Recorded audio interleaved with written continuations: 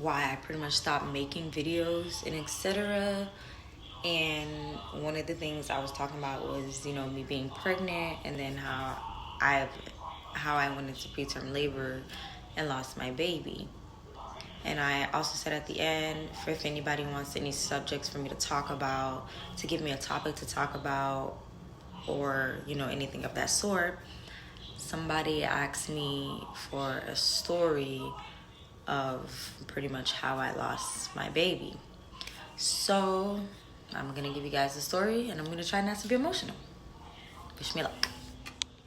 Okay, so story time on pretty much how I went into preterm labor and lost my little guy.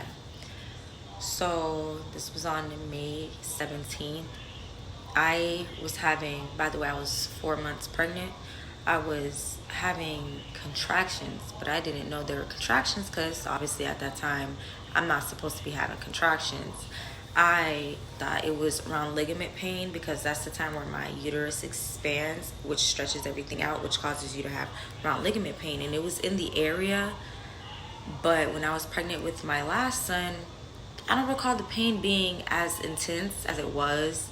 The pain, like, it started off mild and it got stronger, like a little bit, just like a little bit stronger every time it came. And it kept me up all night. And I'm just like, because I kept running in and out of the hospital anyways, because I'm a person, when I'm pregnant, I'm a spotter. I don't know why I spot, don't know why it happens, it just happens. Yeah, so I'm a spotter. So it's like I'm already in and out of the hospital all the time. And I'm like, damn, at this point, I'm getting annoying. I keep going to the hospital too much. So, mind you, I had to work. And I stayed up the whole night. When I say the whole night, I stayed up the whole night. And I even called off of work because it was like the pain was getting to a point where, okay, something's not right.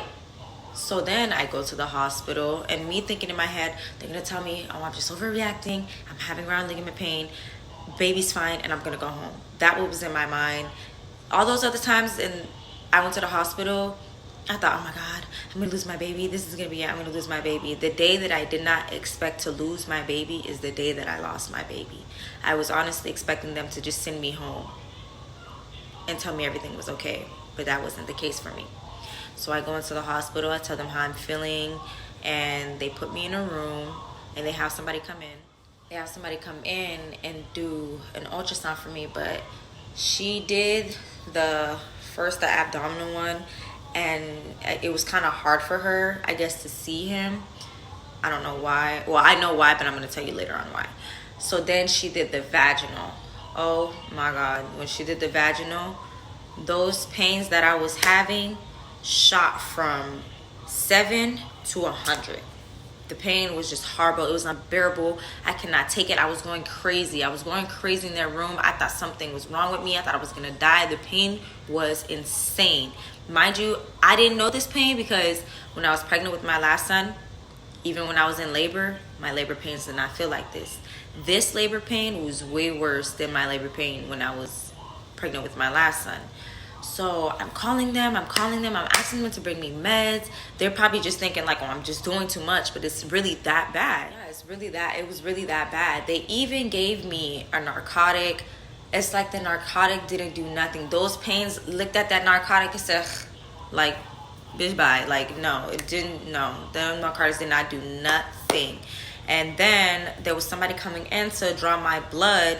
Right before he came, I felt something burst from inside, and then a whole bunch of water came out. And I'm confused because, again, I'm 4 months pregnant, so my water should not be breaking. So I'm looking around because the pain stopped and everything. I'm looking around like, what's going on? And then the guy walks in and he's like, I'll be right back. Oh man, that's when I really started being nervous because he ran out there and a whole bunch of nurses rushed in. And then the doctor came in after, and the doctor was like, well, that's your water broke. I was actually coming in here to tell you that the baby is sitting very low onto your cervix, and that's what was causing the bleeding, and your cervix is not strong enough to hold the baby because the baby should not have been that low, and that I was going to lose him eventually. But he said, but he guessed I'm gonna lose him now because my water just broke, and now I'm pretty much going into labor. So then after that, I start break down. I'm crying. I feel destroyed. I feel like, nothing. I feel like I failed my child because I couldn't hold my child. I feel horrible. And I started bleeding a lot, like really, really bad, like really, really bad. Like it was so much blood. The blood would not stop coming. I had to keep changing pads that were on the bed. I had to keep changing the pads that I was wearing. And mind you, he didn't even come out right then and there. He came out the next day. So I had to go through the whole labor process and not take him. I went through a whole labor process. I didn't even get to take a baby home. And it was horrible because like the night that I stayed, because I had to stay, they admitted me. I was just so sad. It was hard for me to go to sleep. I was still in some type of pain. I was bleeding. I was crying. My heart and my soul, I felt empty. Like I'm really about to lose my baby. I'm about to lose my baby.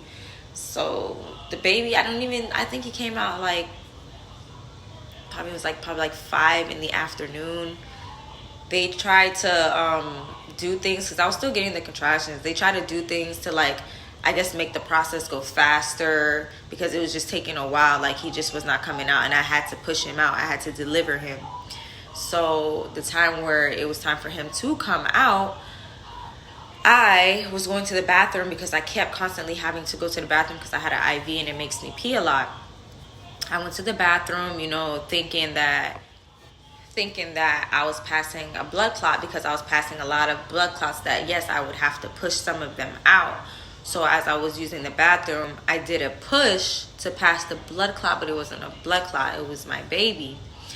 And he came out into the little commode thing that they had for me, and I called his father to pretty much call the nurse and tell the nurse what was going on, and they hurried up and they came in and they pretty much, because he was still attached, because the placenta was still in me, but he was hanging out. So one person was supporting him, so he's not dangling, and then another person was guiding me back to the bed. And mind you, they didn't like take him away, like they didn't detach him right then and there.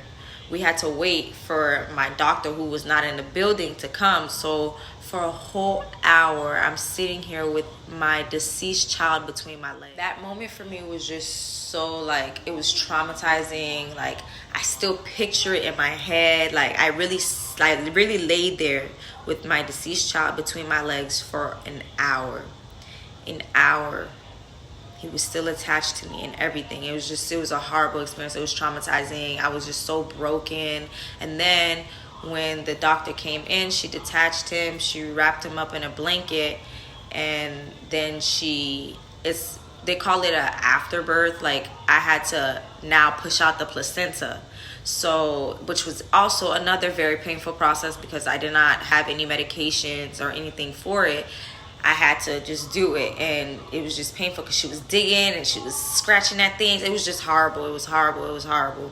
I was in so much pain with my heart, with my lower area. I was just in so much pain. And then after everything was done, I had such an attachment to, like, him always being with me because, he was in me for months, and I built that bond with him that I didn't even want to let them take him away. I literally stayed. I laid with him. I fell asleep next to him. I kept him with me up until the time I left. And I wasn't even ready to give him up then. And his father was like, I'm pretty much, making myself more hurt, keeping him nearby. I'm getting too attached for me to send him back with the nurse, but I really couldn't. I really couldn't do it.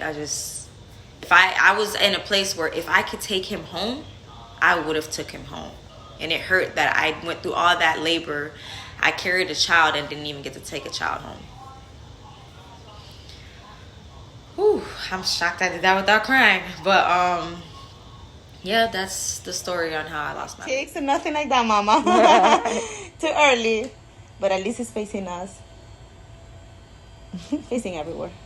Oh, now we can see more face completely. Let me see if I can. Yep. At this point, it's. But it's nice to see it, like, when they're from here, and then when you're gonna come. I mean, it looks like a little alien, so I guess it looks like his dad.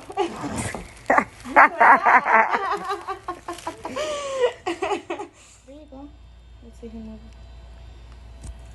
move. Probably just Look at uncomfortable. those It's just long moving around. legs. You see the legs? Yeah. Oh, never mind. Moved away. Never mind. Okay. Okay, wait. Okay. Yay. It's Mm. moving a lot. But that's And it's so crazy because I don't even feel any of that yet. And you see how much it's moving? It's not Yeah. me. That's how all baby. Boom, boom, boom.